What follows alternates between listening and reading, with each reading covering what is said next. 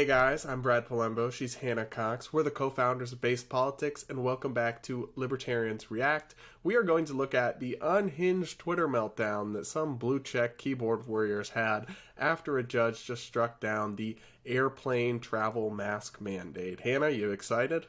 I'm so excited. I'm as excited as the people who are currently flying not having to wear masks, and there are some really ridiculous takes we're about to react to, so buckle up. Let's jump in. Okay, so first up, we have a politician. Her name is Lindsay Suarez, and she said, "Today, a federal judge called it overreach for U.S. health officials to require masks on airplanes and other public transit. And no matter how you feel about masks, you should be really, really concerned that the courts are effectively taking away power from the federal government." When I saw this around 7 a.m. this morning, and I was like, it's too early for this. Ma'am, that is precisely the job of the courts, is to act as a check and balance against the government. You're a politician. I commented to her, and I was like, could you just at least pretend to have read the Constitution and know basic civics? Just pretend. Like, come on. This one was nuts. She's an elected member of the New Hampshire state legislature, and she's Which, by the way, it's not that hard to do because there's like 400 of them. Right. But she's a progressive Democrat, and it's just nuts to me. You should be concerned the courts are taking power away from the federal government. That's literally the point, like you just explained, is to keep the other branches within their constitutional bounds. And I promise you, when federal judges struck down Trump's Muslim travel restrictions, she was not out here saying, oh, the courts shouldn't be taking away power from the federal government.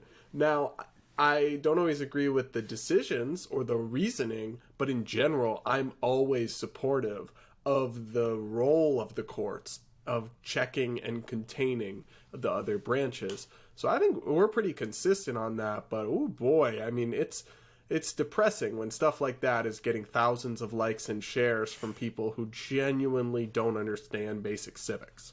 I think it's a real indictment of our public school system. If you don't understand the basic functionality of what the courts are supposed to do, I'm going to need school choice immediately. Immediately. This is unacceptable. I mean, yeah, 2 in 3 Americans can't name the 3 branches of the federal government. They name, when you ask them, they say the House, the Senate, and the presidency, rather than the executive, the legislative, and the judiciary.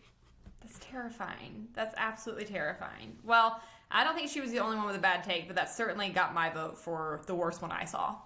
What's up next? Up next, we have Mark Joseph Stern, who is a journalist at Slate. And he tweeted as part of a thread ranting about this ruling. Who should decide whether air passengers must wear masks? A federal agency staffed with experts accountable to the president, who is accountable to the people? Or a 35-year-old Trump judge in Tampa? I have a couple things here. But one, my take is that air passengers and airlines should decide whether they wear masks. Radical thought that, right? It's like the judge isn't deciding here. She's returning the decision to the people who actually get to make it. And then I also just find it funny how this woke journalist is using the age of this female judge to dismiss her. She's just, some young woman, some young judge thing. Imagine the audacity of these woke men to say, oh, this is just some young woman judge. I know. I've said it before, I'll say it again. It's always the woke men that turn on women the fastest if you fall one step out of lockstep with them on their policies. Just like that, the sexism comes out immediately. So it's always kind of funny to watch. But the thing that I think that's really ridiculous here is he's kind of set it up don't you want a federal agency staffed with experts accountable to the president? This federal agency with experts has been wrong at literally every turn for 2 years. The experts are not so expert at actually deciding how we should define how we take care of this disease. And the thing is, most humans are rational actors. Most people have a driving desire to protect their own life and health and safety. If this was something that was actually necessary, people would do it.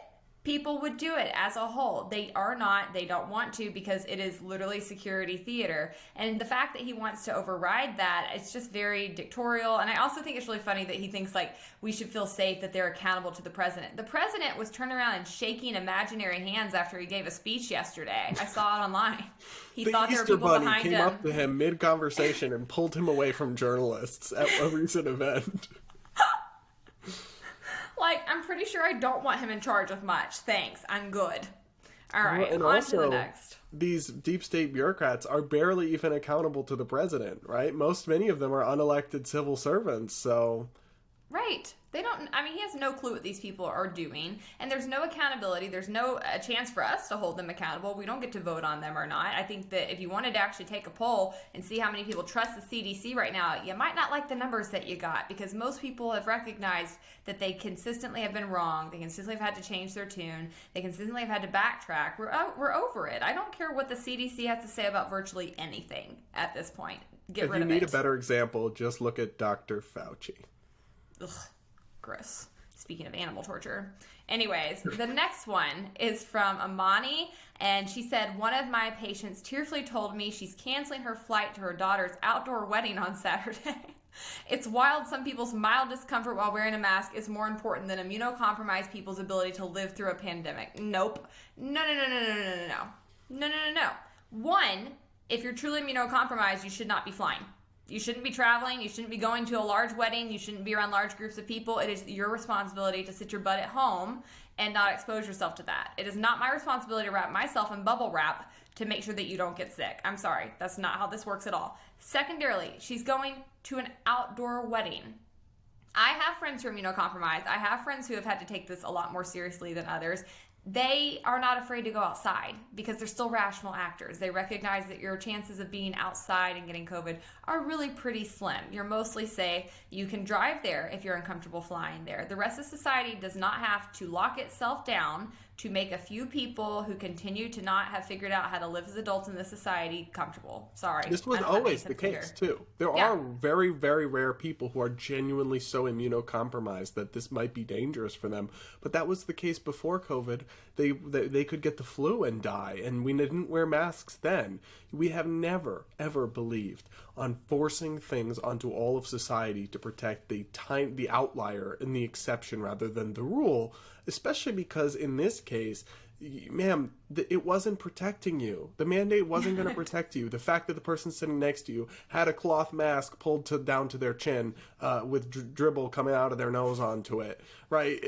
And the fact that the two people surrounding you are improperly wearing N95 masks and then pulling them down to eat crackers every 5 seconds. Like, this was just giving you false security. So maybe it's actually better that now you at least, because under the previous system, she would have thought she was safe when she wasn't. And that is the true harm of security theater. So I feel bad for this hypothetical person. You always have to take it with a grain of salt. Does this patient actually exist? Like those Twitter stories where they go, I know. My 6-year-old just came up to me and told me that the Federal Reserve caused inflation by printing 40% of all new dollars in existence since May of 2020. Like, of course the kid didn't say that, right? But this could be true, and I would feel a little bad, but I mostly feel bad for this patient that they've bought into the propaganda and scaremongering so much rather than just making a risk assessment and living their life.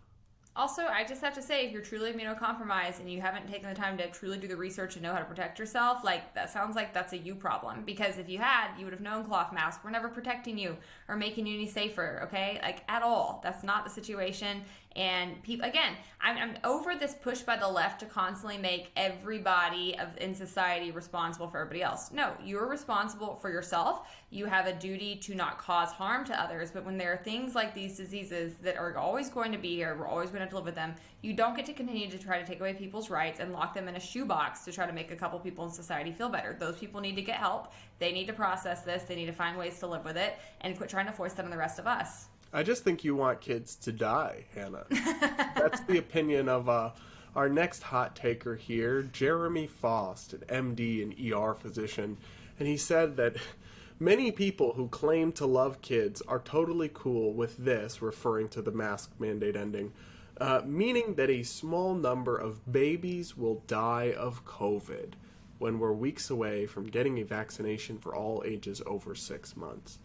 Oh my, this literally saying that will kill babies.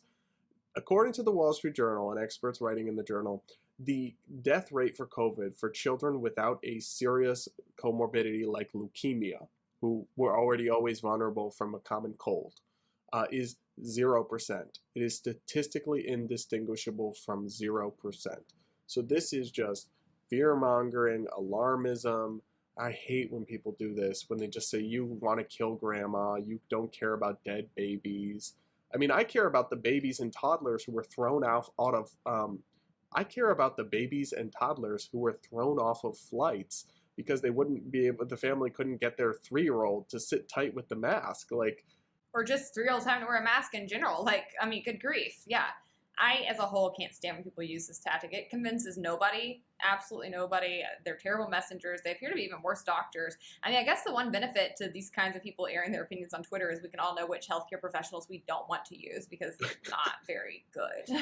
Like, I can't believe as a doctor you'd actually come on and write this. It looks absolutely crazy and wild. And at the end of the day, like, the thing that has struck me the most about all of this online is that they're not upset that they can't wear a mask anymore. Of course they can still wear a mask. Of course they can still do this if they truly think it works. They're mad because they have no longer have the ability to force you and everybody else to go along with this, so that they don't feel weird wearing a mask, right? Because it doesn't protect them. I mean, this has been saturated enough where, like, there's no excuse for continuing to think that cloth masks protect you or anybody else, or that me wearing a mask protects you. If you want to wear an N95 mask and feel more secure in that, do it. But you don't want to do it on your own. You want everybody else to do it too. And I'm so fed up with these people in our society. I wish they would lock themselves in their homes and not come back out. I just think ultimately it's more about control and conformity and politics than it has ever been about the science. All right, guys, thanks for watching. If you like this video, hit the like button, comment, subscribe to this channel. We do stuff like this every week, and we'll see you next time.